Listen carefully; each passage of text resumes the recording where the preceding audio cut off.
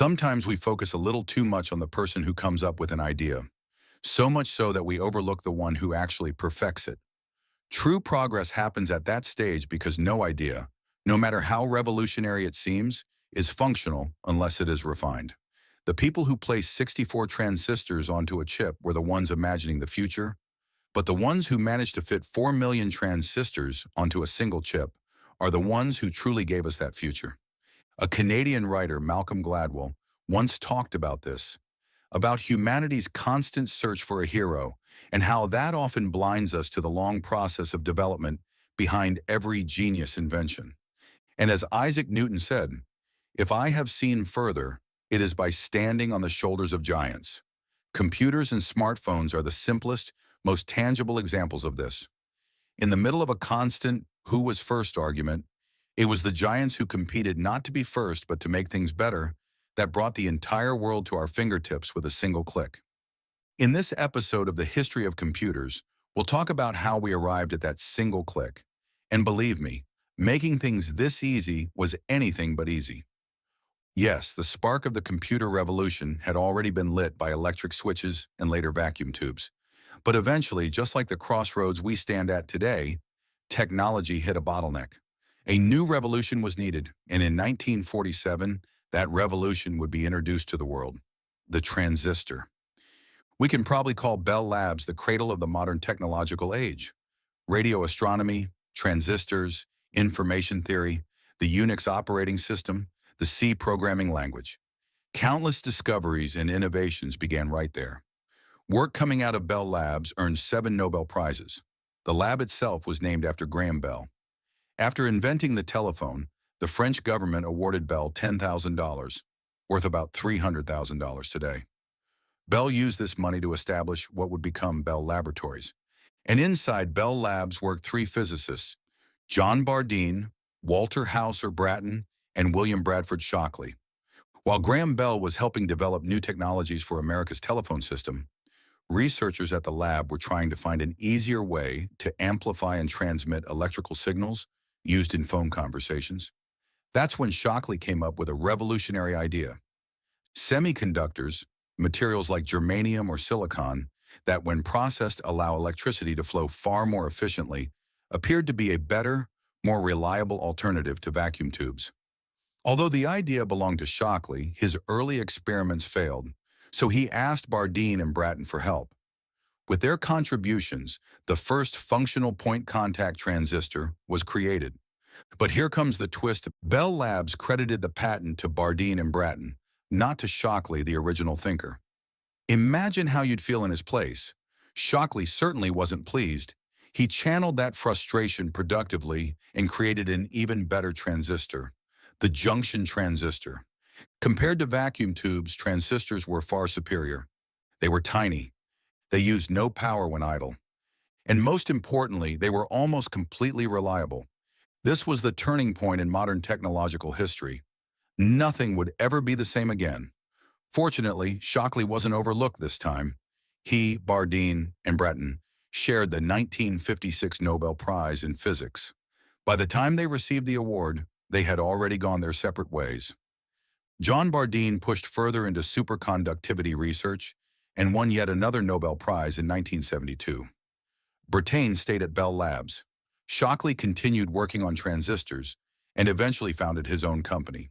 A good thing he did, because refining and further developing transistor technology happened largely thanks to this move. Shockley began recruiting bright young talent from universities across America. Among these brilliant minds were electrical engineer Robert Noyce and Gordon Moore. But there was a problem. Shockley was difficult to work with.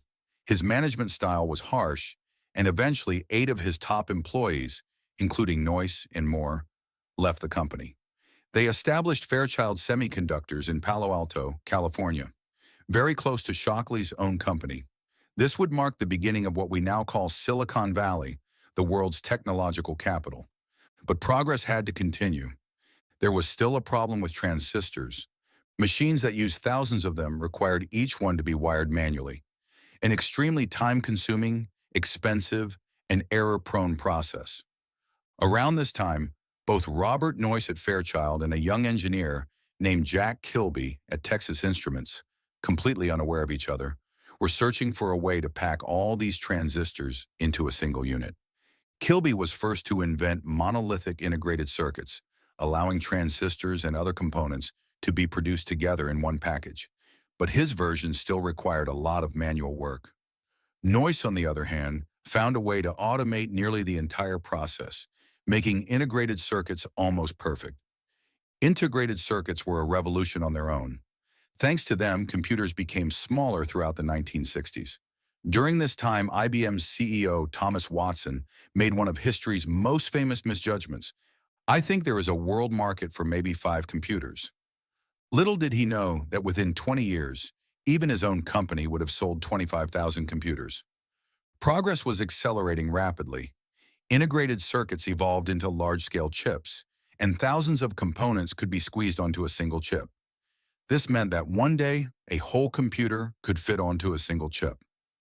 In 1968, Noyce and Moore left Fairchild to take chip integration even further and founded Integrated Electronics, or as we know it, Intel. Their initial goal was to produce memory chips, but when they received an order for calculator chips, everything changed.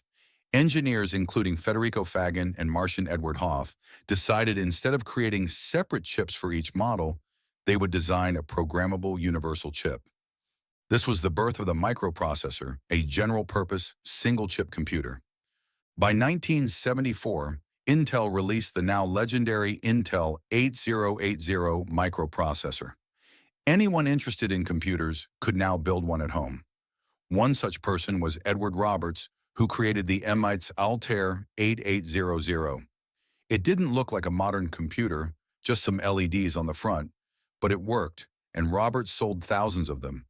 And this inspired someone else, a young electronics genius from California, Steve Wozniak. Wozniak did all this purely as a hobby. Using the MOS Technology 6502 processor, a rival to Intel, he built his own computer, the Apple I. When he showed it to his computer club, everyone wanted one. But among those people was someone who saw the true revolutionary potential of this technology. Someone who looked beyond hobby and saw the future. Steve Jobs. Jobs convinced Wozniak to develop the idea further. They founded Apple Computer Corporation in his family's garage. They sold 175 Apple I computers at $666.66 each, raising enough money for their next project.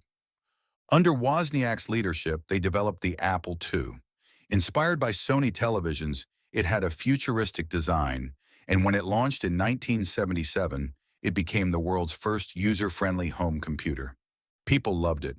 Schools and small businesses bought it for $1,298, and in no time sales reached tens of thousands. Within just 2 years, they surpassed 50,000 units sold. The tiny garage company was now becoming one of the biggest corporations on Earth. After Apple II's success came others, the Radio Shack TRS-80 and the legendary Commodore PET. IBM, believing the microcomputer market wasn't for ordinary people, was shocked by this success.